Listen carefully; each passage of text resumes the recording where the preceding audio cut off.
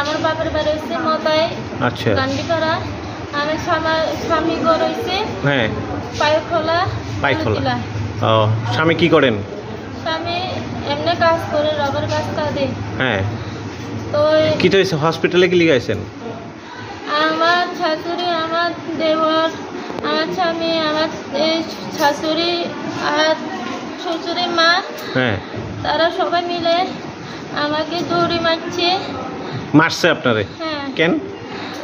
মেয়ে ছেলে জন্ম হয়েছে না, মেয়ে জন্ম হয়েছে বলে।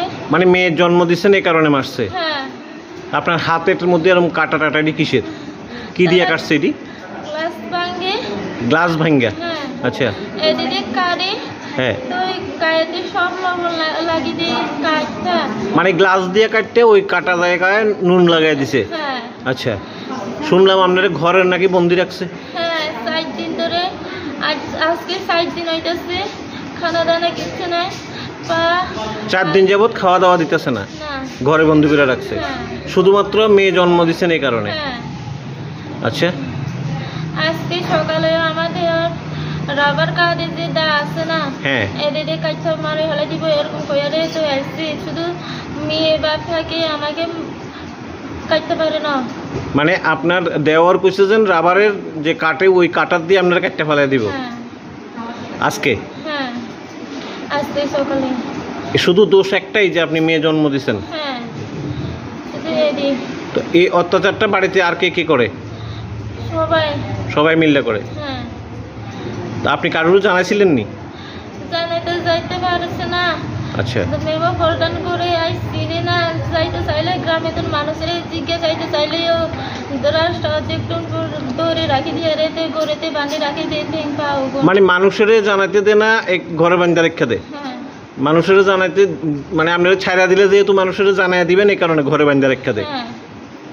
তো আজকে কেমনে ছুটতে আইছেন? আজকে এসে আমাদের ঘরে স্কুলে যাইতেছি না, তারপরে আমার স্বামী আছে। তো আমার স্বামী আইয়া তো আমার খুলে দিচ্ছে, মানে আমি বাথরুমে যাইব কইতাছে। আচ্ছা।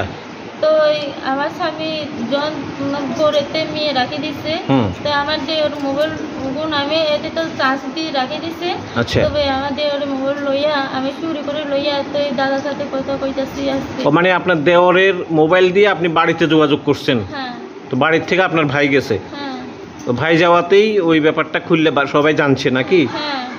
এর মানে কি নাইলে ঘরেই থাকতেন যদি মোবাইলটা না পাইতেন? হ্যাঁ। আপনি কি বুদ্ধি করে মোবাইলটা বাই করে নিছেন না? হ্যাঁ। তো ওইখান থেকে এরপরে যে কোন দিদিমণি তারা গেছে, কারা গেছিল নাকি আপনারা আনবার লেগে আপনার বাড়িতে? হ্যাঁ। আচ্ছা। তারা গেছে থানায়, তারা গেছে ওয়ান স্টপ সেন্টারের তারা? হ্যাঁ। গিয়া পুলিশও গেছিল? হ্যাঁ। তারপরে আপনারা উদ্ধার করে নিয়ে এসে? হ্যাঁ। আচ্ছা, তারা তো আপনার বাড়ির লোকই, তো আপনার উপর এইভাবে অত্যাচার হয়েছে, আপনি এখন কি চাইতেছেন? কি মানে আপনি কি হইলে আপনার ঠিক মনে হইব? শাস্তি চাইতেছেন? হ্যাঁ। কার শাস্তি?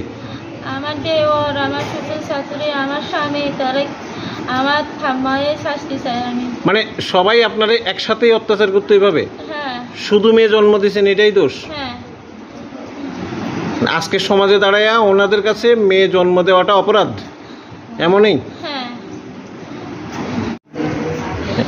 আমার শ্বশুর শাশুড়ি খুবই কষ্ট দিয়ে, আমার স্বামী, আমার দেওর, তারা সবাই মিলে আমারে মারে ধরে।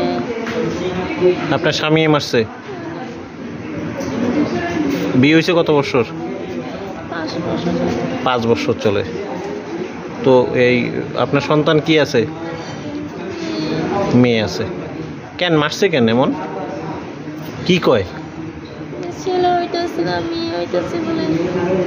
মানে মেয়ে সন্তানের জন্ম দিচ্ছেন যে কারণে এভাবে মারছে? কি দিয়ে মারছে?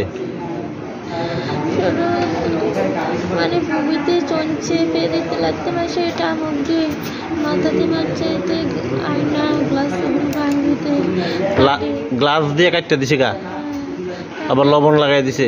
লবণ লাগাই দিতেছে। মারছে বাড়িতেই মারছে? হ্যাঁ, বেশি আমার গা কাটছে যেন আমার দেওয়া। তো গাড়িতে গিয়ে বাড়িতে আর কে কে আছে? আমার শাশুড়ি আছে, শ্বশুর আছে, আবার আমার ঠাম্মা, আমার স্বামী, দেওর।